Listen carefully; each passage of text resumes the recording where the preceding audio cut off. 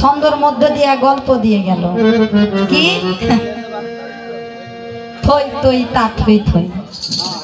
তোমার আমি খাওয়া রাখে আসছি, দুইজন বলা বলির মধ্য দিয়া বুঝতে পারলেন।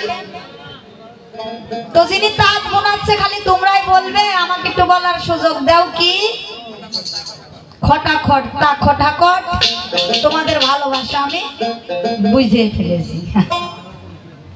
তোমার বিপক্ষ বন্ধু তিনি বললেন যে বিষয়টা হচ্ছে তাই, আপনি এই গল্প দিয়া যে কি বুঝাইতে চাইলেন আমি তো কিছু বুঝতে পারলাম না। তার মানে আপনি যদি এরকম কেউ দুই নাম্বারই কোনো স্ত্রী করে, ওর স্বামী হয়তো বা ধরে ফেলছে, তাতে কি আপনি নারীকে দোষী করছেন? উনি অনেকগুলো কথা বলে গেছে, নারীর মূল্য নাই কেমন, একজন নারী যতই বাবার অর্থ সম্পদ থাক না কেন বিয়ে দিতে হয়।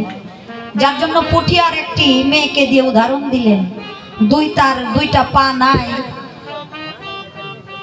জমি জায়গা দিবে, নাঙ্গল জোয়াল দিবে, বাবা তবুও যেন মেয়েটাকে বিদায় করতে পারে। এখন আমার এখানে আমার যুক্তিতে কথা, কৃষক বলে উল্লেখ করছে আমার বিপক্ষ শিল্পী। কৃষক বলে যদি আপনি দাবি করে থাকেন, তাহলে ওই যে ন্যাংরা যে মিয়াটা হয়েছে ওই মিয়ার কোনো দোষ নাই, ওই কৃষকের দোষ। ফসল ভালো করে যদি চাষবাস করতো তাহলে ন্যাংরা হইতো না, যেহেতু ফসল ফলাবে তিনি। তাহলে ওই যে পা নাই যেটা কৃষকের দোষ। যেসব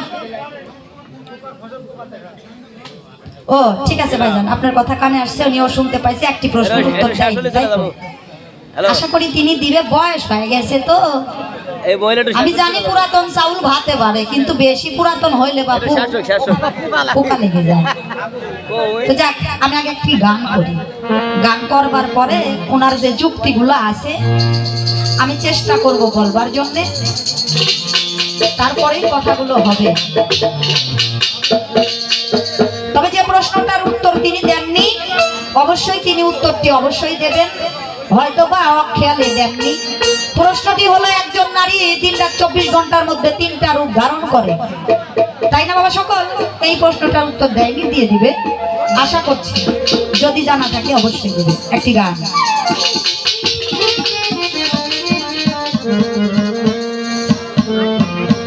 ওরে যা দেখিলে জয়রা পরে, যা দেখিলে জয়রা পরে সিদ্ধা লোকের, এই মাথার মনি মাইয়া ভুজঙ্গিনী আমি